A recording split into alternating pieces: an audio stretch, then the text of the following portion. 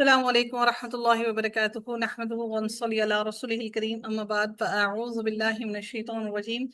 بسم الله الرحمن الرحيم. رب اشرح لي صدري ويسر لي أمري واحلل عقدة من لساني يفقهوا قولي. ربنا زدنا علما، اللهم فقهنا في الدين. آمین یا رب العالمین. آغاز ہوتا ہے جی رکوع نمبر 5 کا، آیت نمبر 14 سے. سورہ قصص چل رہی ہے. اللہ تعالیٰ ارشاد فرماتے ہیں وَلَمَّا بَلَغَ أَشُدَّهُ وَاسْتَوَىٰ آتَيْنَاهُ حُكْمًا وَعِلْمًا وَكَذَلِكَ نَجْزِي الْمُحْسِنِينَ. اور جب موسیٰ اپنی جوانی کو پہنچا اور پورا توانا ہو گیا تو ہم نے اسے حکمت اور علم عطا کیا، اور اسی طرح ہم نیک لوگوں کو جزا دیتے ہیں. بڑی اہم ترین بات کہ اللہ تعالیٰ نیک لوگوں کو جزا جو دنیا میں عطا کرتے ہیں وہ کیا؟ سب سے پہلی بات اس کو علم دینا، اس کو حکمت اور دانائی عطا کرنا، اور پھر اللہ تعالیٰ اس کو اللہ کی اطاعت کرنا بھی اللہ تعالیٰ اس کو عطا کر دیتے ہیں، اور اللہ تعالیٰ کے حکم پر صبر کرنا بھی یہ اللہ تعالیٰ کی طرف سے جزا ہے. یہ اللہ تعالیٰ فرماتے ہیں جزا ہے. نجزی المحسنین، احسان کرنے والوں کے لیے یہ دنیا کے اندر اللہ تعالیٰ کی طرف سے اللہ کی طرف سے دیا ہوئی جزا ہے ان کے نیک عمل کی سبب. حکمت اور علم عطا کرنا اللہ کی طرف سے، اللہ تعالیٰ یہ انسان کو نیک لوگوں کو یہ جزا عطا کرتا ہے. سبحان اللہ. تو آپ سوچئے کہ آپ کو اللہ تعالیٰ نے اگر علم عطا کیا اور علم کے ساتھ اللہ نے حکمت بھی عطا کر دی اور اللہ نے عمل بھی نصیب کر دیا، تو یقیناً اللہ کو، میرے رب کو، آپ کی کوئی نہ کوئی ایسی نیکی ضرور پسند آئی ہوگی جس کے سبب میرے رب نے آپ کے لیے یہ ساری آسانیاں پیدا کی ہیں. اللہ تعالیٰ نے اس لیے فرمایا وَكَذَلِكَ نَجْزِي الْمُحْسِنِينَ، اور اسی طرح ہم احسان کرنے والوں کو جزا دیتے ہیں. کتنی اہم ترین بات ہے. دنیا کا علم جو ہے وہ حکمت پر مبنی نہیں ہے، حکمت پر مبنی دین کا علم ہے. وَدَخَلَ الْمَدِينَةَ عَلَى حِينِ غَفْلَةٍ مِّنْ أَهْلِهَا فَوَجَدَ فِيهَا رَجُلَيْنِ يَقْتَتِلَانِ. اور وہ شہر میں ایسے وقت داخل ہوا جبکہ اس کے رہنے والے غفلت میں تھے، تو اس نے اس میں دو آدمیوں کو پایا کہ وہ آپس میں لڑ رہے تھے. یہ اس کی قوم میں سے اور یہ ایک جو تھا وہ ان کی قوم میں سے تھا حضرت موسیٰ کی، اور دوسرا جو تھا وہ ان کے دشمنوں میں سے تھا. کہ ہم نے کر نہیں لیا. پتہ نہیں، مجھے لگ رہا میم یہ نا تھوڑا سا کیا تھا اور وہ ایشو ہو گیا تھا اس کا، مطلب اچھا ہاں، اچھا ٹھیک چیک ہے کیا ٹھیک ہے ٹھیک ہے ٹھیک ہے، صحیح. تو جو اس کی قوم میں سے تھا اس نے موسیٰ سے اس شخص کے خلاف مدد طلب کی جو اس کے دشمنوں میں سے تھا. ایک اسرائیلی نے سیدنا موسیٰ علیہ السلام سے شکایت کی، اور سیدنا موسیٰ کا نسب اب مشہور ہو چکا تھا اور لوگوں کو علم تھا کہ سیدنا موسیٰ بنی اسرائیل سے تعلق رکھتے ہیں. سیدنا موسیٰ سے اس شخص کا مدد کے لیے طلب کرنا یہ واضح کرتا ہے کہ حضرت موسیٰ علیہ السلام کسی اہم منصب پر فائز تھے. تو حضرت موسیٰ علیہ السلام نے اس کو ایک گھونسا مارا، اور اس ایک مکے سے وہ شخص ہلاک ہو گیا. اس سے اندازہ ہوتا ہے کہ حضرت موسیٰ علیہ السلام کا قتل کرنے کا ارادہ نہیں تھا، بلکہ نہ قتل کرنے کے لیے انہوں نے اس کو گھونسا مارا، اور نہ ہی کوئی شخص محض گھونسے مارنے سے مرتا ہے. در حقیقت وہ شخص دل کا بہت کمزور تھا اور بزدل بھی تھا، جس کی وجہ سے وہ فوراً ہی وہ مر گیا. تو اللہ تعالیٰ نے پھر فرمایا کہ اگلی آیت کے اندر کہ قال رب انی ظلمت نفسی فاغفر لی فغفر له انه هو الغفور الرحیم. تو موسیٰ نے کہا اے میرے رب، یقیناً میں نے اپنی جان پر ظلم کیا ہے، آپ مجھے بخش دیں. تو اللہ تعالیٰ نے اس کو بخش دیا. یقیناً وہ بڑا بخشنے والا، نہایت رحم کرنے والا ہے. اللہ تعالیٰ نے کیا فرمایا کہ اللہ نے فرمایا کہ جب موسیٰ علیہ السلام سے قتل ہو گیا تو موسیٰ علیہ السلام سے یہ اتفاقی طور پر قتل ہوا، انہوں نے جان بوجھ کر یہ قتل نہ کیا. تو اللہ تعالیٰ نے فوراً ہی عاجزی کے ساتھ اللہ کی طرف رجوع کیا اور انہوں نے فوراً توبہ کی. تو سیدہ موسیٰ علیہ السلام نے کہا کہ میرے ہاتھ سے ایک ایسا شخص قتل ہو گیا تھا جس کو قتل کرنے کا مجھے حکم نہیں دیا گیا تھا. تو اللہ تعالیٰ نے اس کو بخش دیا، یعنی ان کی غلطی کا اعتراف کرنے کی وجہ سے اللہ رب العزت نے ان کو بخش دیا.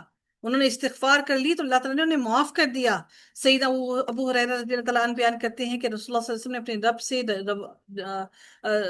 وسلم نے اپنے رب سے روایت کیا، فرمایا ایک بندے نے گناہ کیا اور کہا کہ یا اللہ میرا گناہ بخش دے، تو پروردگار نے فرمایا میرے بندے نے گناہ کیا اور وہ جانتا ہے کہ اس کا ایک رب ہے جو بخشتا ہے اور گناہ پر مواخذہ بھی کرتا ہے. اس نے پھر گناہ کیا اور کہا اے میرے مالک میرا گناہ بخش دے. پروردگار نے فرمایا میرے بندے نے ایک گناہ کیا اور وہ جانتا ہے کہ اس کا ایک رب ہے جو گناہ بخشتا ہے اور گناہ پر مواخذہ کرتا ہے.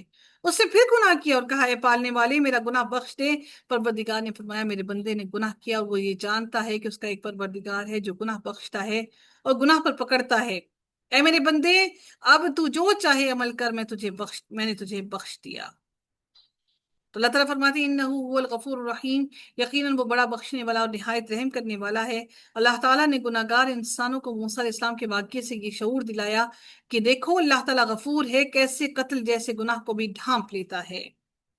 پھر رب کائنات نے فرمایا، اب دیکھیں اس کے بعد دوبارہ ان سے وہ غلطی سرزد نہیں ہوئی۔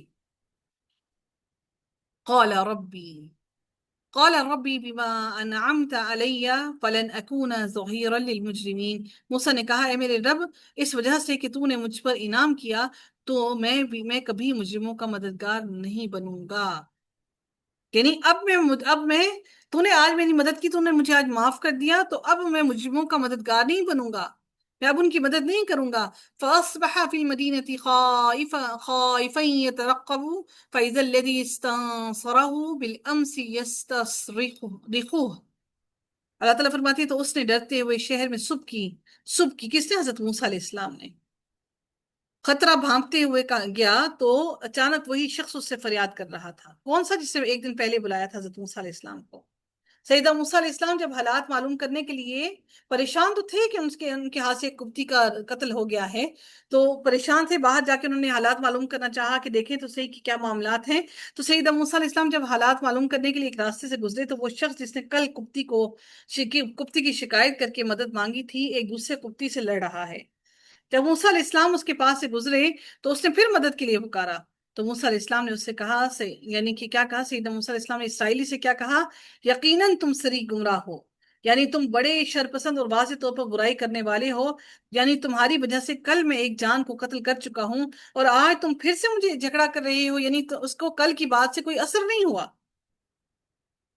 پھر اللہ تعالیٰ اگلی آیت میں فرماتی ہے فَلَمَّا أَنْ أَرَادَ أَنْ يَبْطِشَ بِالَّذِي هُوَ عَدُوٌّ لَهُمَا قَالَ يَا مُوسَىٰ أَتُرِيدُ أَنْ تَقْتُلَنِي كَمَا قَتَلْتَ نَفْسًا بِالْأَمْسِ۔ پھر جو ہی موسیٰ نے ارادہ کیا کہ وہ اس کو پکڑے جو ان دونوں کا دشمن تھا، اس نے کہا اے موسیٰ کیا تم آج مجھے اس طرح قتل کرنے کا ارادہ رکھتے ہو جس طرح تم نے کل ایک شخص کو قتل کیا؟ تم نہیں چاہتے مگر یہ کہ زمین میں جابر بن جاؤ، تم زمین میں جابر بن کے گھومنا چاہتے ہو، اور نہیں تم ارادہ رکھتے کہ اصلاح کرنے والوں میں سے ہو جاؤ۔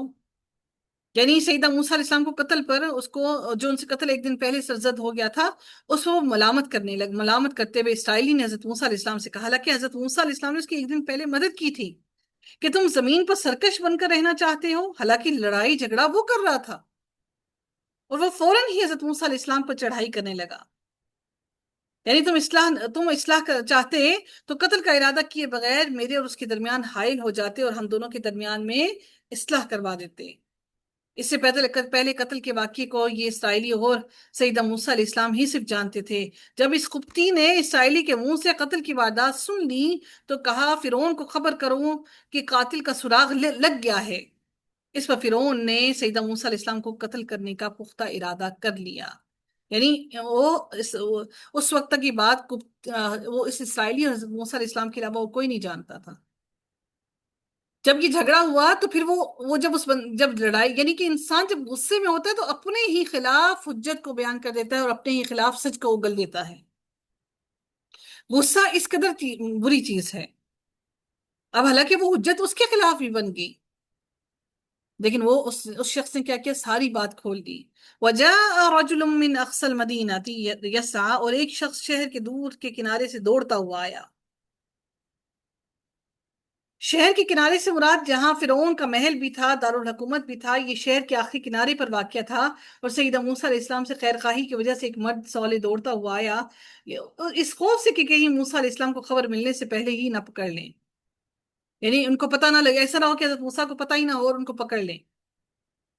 اس شخص نے کیا کہا؟ اے موسیٰ یقیناً سردار تیرے بارے میں مشورہ کر رہے ہیں۔ مرد جو صالح مرد تھا اس نے سیدہ موسیٰ علیہ السلام کو ہمدردانہ طور پر کہا کہ موسیٰ سرداروں میں تیرے قتل کے مشورے ہو رہے ہیں۔ اے موسیٰ سرداروں میں تیرے قتل کے مشورے ہو رہے ہیں کہ تجھے قتل کر دیں، تو اس لیے اس نے کہا کہ تو نکل جا۔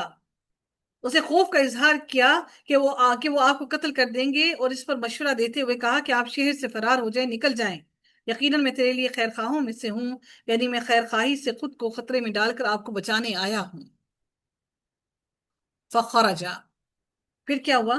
تو وہ وہاں سے دوڑتا ہوا، سہمتا ہوا، خائفن، سہمتا ہوا، ڈرتا ہوا نکل گیا۔ قال، اس نے، ربی نجنی من القوم الظالمین، تو حضرت موسیٰ نے کہا، اے میری قوم، اے میرے رب، آپ مجھے ظالم لوگوں سے، ظالم قوم سے نجات دیں۔ اپنے رب کو پکارا، اے میرے رب، تو مجھے ظالم قوم سے، ظالم لوگوں سے تو نجات عطا کر دے۔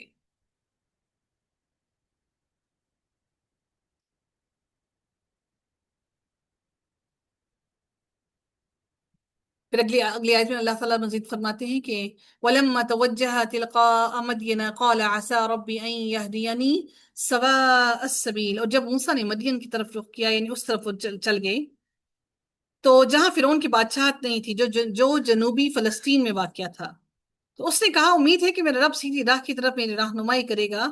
سیدنا موسیٰ نے خوش ہو کر فرمایا کہ مجھے توقع ہے کہ میرے رب مجھے سیدھی راستے پر ڈالے گا، جو کہ آسان ہوگا، اور سب سے آسان ترین راستہ مدین کا ہی راستہ تھا جو قریب تھا۔ نہ صرف دنیا کی آسانی کے لیے مانگا بلکہ آخرت کی آسانی کے لیے بھی مانگا۔ وَلَمَّا وَرَدَ مَاءَ مَدْيَنَ وَجَدَ عَلَيْهِ أُمَّةً مِّنَ النَّاسِ يَسْقُونَ، اور جب وہ مدین کے کنویں پر پہنچا تو اس پر لوگوں کے ایک گروہ کو پایا جو پانی پلا رہے تھے، اور ان سے الگ وہ دو عورتوں کو پایا جو اپنے جانوروں کو روک رہی تھیں، کیونکہ جانور پیاسے تھے، وہ دوڑ رہے تھے پانی کی طرف، سارے کے سارے پانی جانور پی رہے تھے، تو وہ اپنے جانوروں کو روک کر کھڑی تھی، الگ ہو کر کھڑی تھی۔ دو لڑکیاں اپنی بکریوں کو روک کر کھڑی تھی کیونکہ وہ مردوں کے بخل اور ان کی مروت سے واقف تھی۔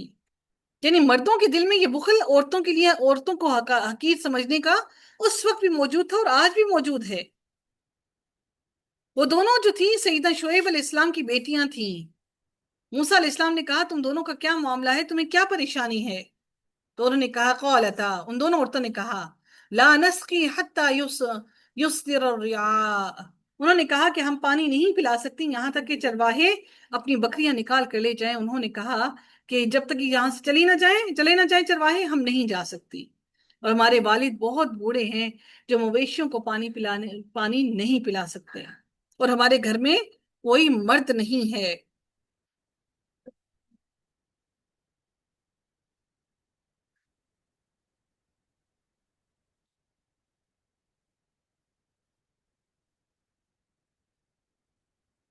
اگلی آیت میں دیکھتے ہیں کہ اللہ رب العزت ارشاد فرماتے ہیں، اچھا یہ جو حضرت شعیب علیہ السلام تھے، کسی کو معلوم ہے یہ وہ کون سے والے شعیب علیہ السلام تھے؟ ہم؟ یہ شعیب علیہ السلام وہی شعیب علیہ السلام تھے کہ جن کا بعض روایات میں اور تفاسیر میں ان کے بارے میں اختلاف ملتا ہے۔ کچھ کہتے ہیں کہ یہ حضرت موسیٰ علیہ السلام کے سسر تھے، اور وہ حضرت شعیب علیہ السلام کے زمانے کے بعد یا ان کی قوم سے تھے، یعنی وہ جو وہ حضرت شعیب علیہ السلام تھے جن کی قوم پر اللہ تعالیٰ کا عذاب آیا تھا، جو ناپ تول میں کمی کرتے تھے، ایک وہ حضرت شعیب علیہ السلام تھے، اور یہ حضرت شعیب علیہ السلام تھے، وہ بھی مدین میں ہی آباد تھے۔ اب اس کے بارے میں میں اختلاف پایا جاتا ہے، کچھ کہتے ہیں کہ وہ وہی حضرت شعیب علیہ السلام تھے جن کی قوم ناپ تول میں کمی کیا کرتی تھی، اور کچھ کہتے ہیں کہ یہ وہ حضرت شعیب علیہ السلام نہیں تھے جو ناپ تول میں کمی کیا کرتے تھے۔ بہرحال حضرت شعیب علیہ السلام کے نبی اور رسول، وہ ایک رسول تھے جنہیں مدین اور اصحاب الایکا کہا جاتا ہے، اور ان کو ایکا کے لوگوں کی طرف جو ہے ہدایت کے لیے بھیجا گیا تھا۔ آپ کو خوبصورت بیان اور فصاحت کی بنا پر خطیب الانبیاء بھی کہا جاتا ہے، کہ ان کو حضرت شعیب علیہ السلام کو خطیب الانبیاء کہا جاتا ہے، ان کو ان کی فصاحت کی وجہ سے۔ تو اس کے بارے میں مختلف رائے ہیں کہ یہ حضرت شعیب علیہ السلام وہی تھے جن کو مدین کی طرف بھیجا گیا جو نبی مبعوث ہوئے، یا یہ مختلف تھے۔ بہرحال بات سمجھنے کے لیے لازم یہی ہے ہمارے لیے کہ حضرت شعیب علیہ السلام وہ تھے جو حضرت موسیٰ علیہ السلام کے جو سسر تھے، وہ بھی حضرت شعیب علیہ السلام ہی تھے، اور اس کے بارے میں سب اختلافات پائے جاتے ہیں۔ اب اللہ تعالیٰ بہتر جانتے ہیں کہ وہ کون تھے۔ اور شعیب علیہ السلام کے بارے میں آتا ہے کہ شعیب علیہ السلام میکیل کے بیٹے تھے، اور میکیل یشجر کے، اور یشجر مدین کے، اور مدین ابراہیم کے بیٹے تھے۔ سنیے گا پھر سے، شعیب علیہ السلام جو ہے وہ میکیل کے بیٹے تھے، میکیل، اور میکیل یشجر کے، اور یشجر مدین کے، اور مدین ابراہیم علیہ السلام کے بیٹے تھے۔ شعیب علیہ السلام نابینے ہو گئے تھے، اپنی قوم سے خطاب کرنے میں آپ کو کمال ایک درجے کا ان کو فصاحت حاصل تھی، اور اسی وجہ سے ان کو خطیب الانبیاء کہا جاتا ہے۔ آپ کی قوم کافر بھی تھی اور ناپ تول میں کمی بھی کرتی تھی۔ ابن عساکر نے عبداللہ بن عباس کا بیان نقل کیا ہے اور فرمایا کہ نبی رسول اللہ صلی اللہ علیہ وسلم جب شعیب علیہ السلام کا ذکر کرتے تھے تو فرماتے تھے وہ خطیب الانبیاء تھے، اس لیے کہ اپنی قوم سے خطاب اچھے انداز میں، خوبصورت اسلوب میں اور خوبصورت باتوں میں کیا کرتے تھے۔ اور ان کے حضرت شعیب علیہ السلام کے بارے میں یہ بھی مشہور ہے کہ کوئی نبی دو امتوں کی ہدایت کے لیے نہیں بھیجا گیا۔ ایک امت ان کی یہ قبیلہ ہے جس کا نام مدین ہے، اور شعیب علیہ السلام بھی اسی قبیلے میں اسی واسطے اللہ تعالیٰ نے شعیب علیہ السلام کو اس قبیلے کا بھائی فرمایا ہے۔ اور دوسری امت بن کے رہنے والے لوگ ہیں جن کو سورہ شعراء میں اصحاب الایکہ فرمایا ہے۔ بعض مفسرین کہتے ہیں کہ کنویں والے لوگوں کو بھی، جن کو سورہ فرقان اور سورہ قاف اور سورہ اصحاب الرس فرمایا ہے، ان کی ہی امت میں شمار کر کے یوں کہتے ہیں کہ شعیب علیہ السلام 3 امتوں کی ہدایت کے لیے بھیجے گئے ہیں، یعنی 3 امتوں کی ہدایت کے لیے بھیجے گئے، جن کو اصحاب الرس بھی، اصحاب الایکہ بھی، اور مدین والے بھی کہا جاتا ہے۔ ٹھیک ہے، اور کچھ روایات میں یہ بھی آتا ہے کہ اصحاب الایکا ایک ہی امت کے لوگ ہیں جن میں کم تولنے اور کم ناپنے کا رواج تھا، اور اسی ایک امت کی ہدایت کے لیے شعیب علیہ السلام کو بھیجا گیا۔ یہ لوگ پیڑوں کی پوجا کیا کرتے تھے، درختوں کی، اور اس واسطے سے ان کو اصحاب الایکا یعنی پیڑوں یعنی درختوں والے کہہ کر جو سورہ شورى میں بتا دیا گیا ہے، ان کو یہ کہا جاتا تھا اصحاب الایکا۔ اکثر مفسرین کا قول یہی ہے کہ شعیب علیہ السلام نے بڑی عمر پائی اور موسیٰ علیہ السلام کے وقت تک یہ زندہ رہے، اور ایک شخص قبطی کو مار کر مصر سے مدین کو جب موسیٰ علیہ السلام گئے تو ان کی ملاقات شعیب علیہ السلام سے ہوئی، اور وہ 2 بہنیں جن کا قصہ یہاں پر سورہ قصص میں ہے وہ شعیب علیہ السلام کی بیٹیاں تھیں، جن میں سے ایک کا نکاح حضرت موسیٰ علیہ السلام سے ہوا۔ اس وقت شعیب علیہ السلام نابینا تھے، ان کی عمر جو ہے وہ زیادہ تھی، زیادہ انہوں نے عمر پائی حضرت شعیب علیہ السلام نے، اور اس وقت تک وہ نابینا ہو چکے تھے۔ ٹھیک ہے، اور اگر ان کا جو ٹائم پیریڈ دیکھتے ہیں تو وہ 1392 سے لے کر 2076 تک ان کا ٹائم پیریڈ ہے۔ ٹھیک ہے، چلیں آگے چلتے ہیں ہم لوگ اگلی آیت کے اندر دیکھتے ہیں کہ اللہ تعالیٰ کیا ارشاد فرماتے ہیں۔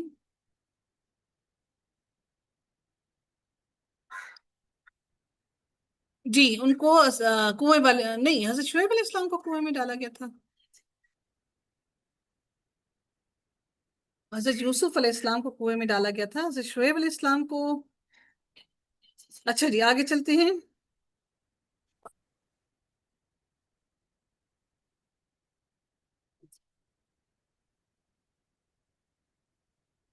اچھا جی اگلی آیت میں دیکھتے ہیں کہ جی یہ جو ہے یہ غلط بات ہے کہ حضرت شعیب علیہ السلام کو کنویں میں نہیں ڈالا گیا تھا، صرف حضرت یوسف علیہ السلام کو ہی کنویں میں ڈالا گیا تھا۔ اس بارے میں کوئی روایت نہیں ملتی ہے کہ حضرت شعیب علیہ السلام کو کنویں میں ڈالا گیا۔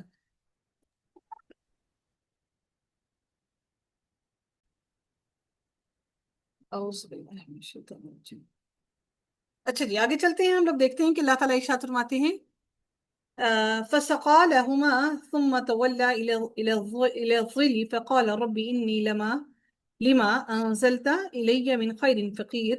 تو اس نے ان دونوں کی جانوروں کو پانی پلا دیا، یعنی حضرت موسیٰ نے، پھر وہ پلٹ کر سائے کی طرف چلا گیا، تو اس نے کہا اے میرے رب جو بھلائی بھی آپ مجھ پر نازل کر دیں، یقیناً میں محتاج ہوں۔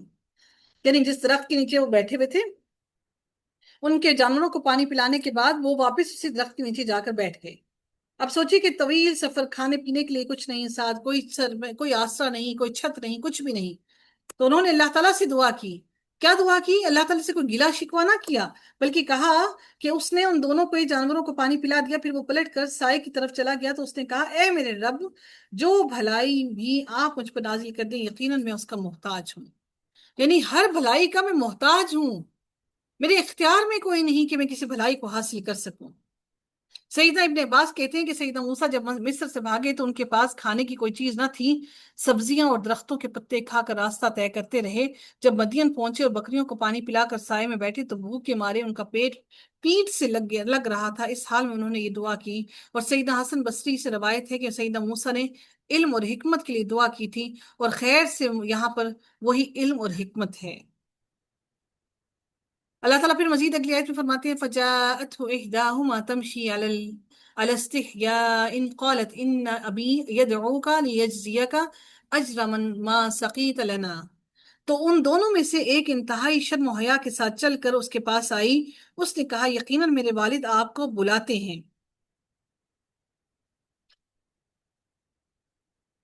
تاکہ آپ نے ہمارے لیے جو پانی پلایا اس کا آپ کو بدلہ دیں. تو جب وہ اس کے پاس آیا اور اس سے سارا حال بیان کیا تو اس نے کہا ڈرو نہیں، تم نے ظالم قوم سے نجات پائی. یعنی کہ اس کا مطلب یہ ہے کہ حضرت شعیب علیہ السلام اس بات سے اس قوم سے واقف تھے. سیدہ عبداللہ بن عمر بیان کرتے ہیں کہ رسول اللہ صلی اللہ علیہ وسلم ایک انصاری شخص کے پاس سے گزرے. وہ اپنے بھائی کو شرم و حیا کے بارے میں نصیحت کر رہا تھا کہ اتنی شرم نہ کیا کر. تو رسول اللہ صلی اللہ علیہ وسلم نے فرمایا اسے چھوڑ دو، کیونکہ شرم تو ایمان میں سے ہے. شرم اور حیا جو ہے وہ ایمان کا حصہ ہے. رسول اللہ صلی اللہ علیہ وسلم نے فرمایا اگلے نبیوں کی جو باتیں لوگوں کو ملے ان میں سے ایک بات یہ بھی ہے کہ جب تم شرم نہ کرو تو پھر جو چاہے کرو.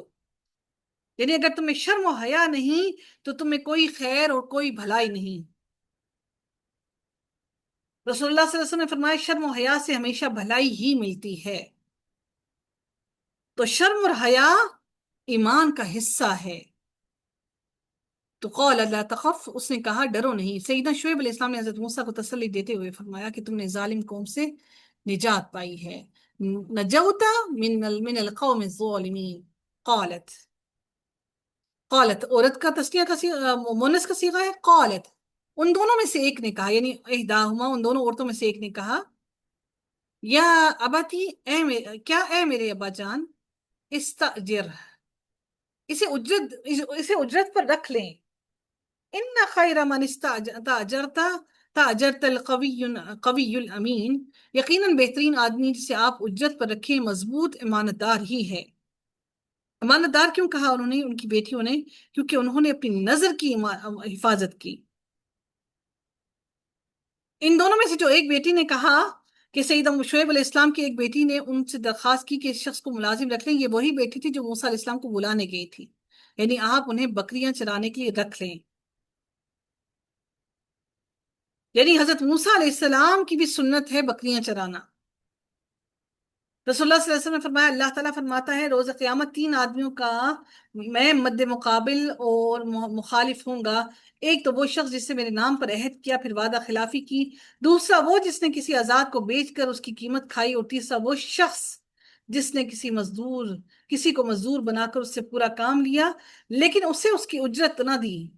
سیدنا ابو ہریرہ بیان کرتے ہیں کہ رسول اللہ صلی اللہ علیہ وسلم نے فرمایا اللہ تعالیٰ نے جو بھی نبی بھیجا ہے اس نے بکریاں ضرور چرائی ہیں. صحابہ نے پوچھا اور آپ نے بھی؟ تو آپ صلی اللہ علیہ وسلم نے فرمایا ہاں، میں بھی اہل مکہ کی بکریاں چند قیرات کے عوض چرایا کرتا تھا. رسول اللہ صلی اللہ علیہ وسلم نے فرمایا طاقتور مومن کمزور مومن سے بہتر ہے اور اللہ تعالیٰ کو زیادہ محبوب ہے. بھلائی بہرحال دونوں میں موجود ہے. جو چیز تجھے نفع دے اس کی حرص کر اور اللہ تعالیٰ سے مدد مانگ اور عاجز نہ ہو. یعنی جو بھی چیز تمہیں فائدہ دیتی ہے اس کو اپنا لو، لے لو.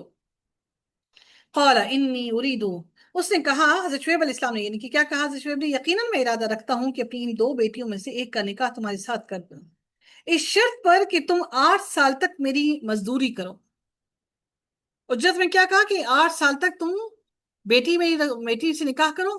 اب دیکھیے یہ بڑی اہم ترین بات ہے کہ جب نکاح کے دوران جو شرط لکھی جاتی ہے مومن کی گردن اس شرط سے آزاد نہیں ہو سکتی الا کہ وہ جس نے شرط وہ مشروط وہ شرط لگائی ہے وہ خود اس کو اس سے آزاد نہ کر دے۔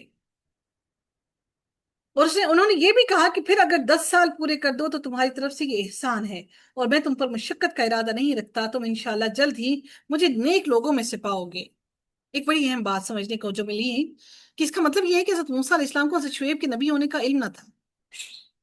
سیدہ عبداللہ بن عمر نے خبر دی کہ جب سیدہ حفصہ بن عمر ابن حذافہ سہمی سے بیوہ ہوئیں، ابن حذافہ رضی اللہ تعالیٰ عنہ نبی کریم صلی اللہ علیہ وسلم کے اصحاب میں سے تھے اور بدر کی جنگ میں شریک تھے، ان کی وفات مدینہ منورہ میں ہوئی تھی۔ تو سیدہ عمر نے بیان کیا کہ سیدہ عثمان سے ملا اور انہیں پیشکش کی اور کہا کہ اگر آپ چاہیں تو میں سیدہ حفصہ کا نکاح آپ سے کر دوں۔ انہوں نے جواب دیا کہ میں اس معاملے میں غور کروں گا۔ چند دن میں نے انتظار کیا، اس کے بعد وہ مجھ سے ملے اور کہا کہ میں اس نتیجے پر پہنچا ہوں کہ ابھی نکاح نہ کروں۔ تو سیدہ عمر نے بیان کیا کہ پھر میں سیدہ ابوبکر سے ملا اور ان سے کہا اگر آپ چاہیں تو میں سیدہ حفصہ کا نکاح آپ سے کر دوں۔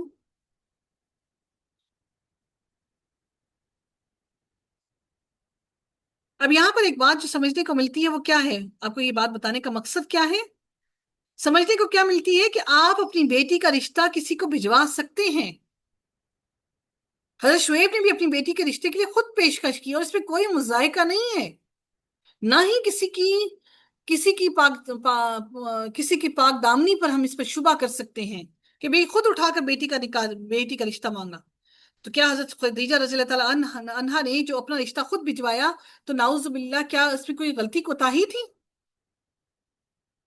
پھر انہوں نے کہا کہ پھر اگر 10 سال پورے کر دو تو تمہاری طرف سے احسان ہے۔ اب یہ زائد مدت آپ پر واجب نہیں ہے، 8 سال ان پر واجب تھے، لازم تھے انہوں نے پورے کرنے۔ تو حضرت موسیٰ علیہ السلام نے وہ 8 کے بجائے 10 سال ہی پورے کیے۔ اللہ تعالیٰ پھر اگلی آیت میں مزید فرماتے ہیں قال ذلك بینی وبینک ایما الاجلین قضیت فلا عدوان علی۔ موسیٰ نے کہا یہ بات میرے اور آپ کے درمیان طے ہے، ان دونوں مدتوں میں سے جو بھی میں پوری کر دوں تو مجھ پر کوئی زیادتی نہ ہوگی، اور اللہ تعالیٰ اس پر نگہبان ہے جو کچھ ہم کہہ رہے ہیں۔ یعنی گواہ کس کو بنایا؟